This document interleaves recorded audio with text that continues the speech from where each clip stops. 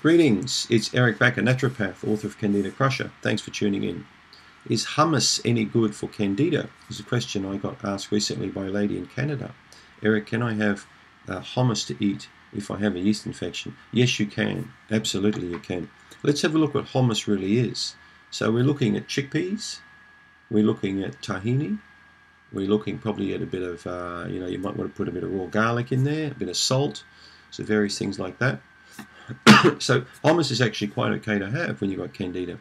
It's a nice dip to have, with celery sticks and carrot sticks and radishes and things like that. All these sort of yummy foods you can have on the Candida diet. So don't refrain from eating hummus. Be careful with the commercial hummus you buy in the supermarket because it can contain a lot of unwanted ingredients in there. Best to make it yourself. How do you make hummus? It's pretty simple. Just get some chickpeas, get the real big plump ones, get about a cup, and soak them for about 5 or 6 hours in water. Okay, that's all I tend to do. I've had some friends tell me that when you've soaked them and they're plump, freezing them brings out the flavour more in them. If you want to stop gas associated with hummus, because some people develop bloating and gas when they've got Candida, just put 1 drop of a iodine extract in there. It could be Lugol solution, it could be supersaturated potassium iodide, so just 1 drop in that water, okay, and just let it soak, the water, the chickpeas, and 1 drop of potassium iodide in there.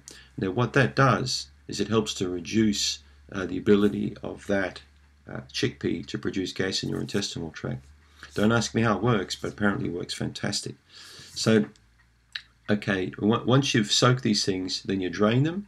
Then I tend to put them in a small cast iron pot, and I simmer them. I get them, boiling, then turn it down and simmer it for a little while. Let that simmer. Then I take them off, strain them in the water, put them in my blender, mash them all up, and then I put a little bit of tahini in with it to get the right consistency. This could be maybe 1/3 of a cup or 1/2 cup of tahini, and blend that through with a spatula, scrape the side, then throw in a couple of cloves of garlic, raw fresh garlic, chop them fine, throw them in, blend that all up, and that's quite tasty, all right? And it's antifungal. I've got a patient who sent me a recipe also regarding putting coconut oil in with it, all right? So you may want to experiment with some coconut oil in with the hummus, because coconut oil and garlic are quite antifungal. So hummus will store in the fridge. Now don't freak. If you put hummus in the fridge, you can put a tiny little bit of coconut oil on top to stop any mold or fungi growing on it. Because I'm not keen on people having things out of the refrigerator, putting them in and out for several days or a week because molds and fungi can grow on these sort of foods. If you don't heat them up properly, you're contaminating your gut again. So try all those tips and see if they work for you. And thanks for tuning in today.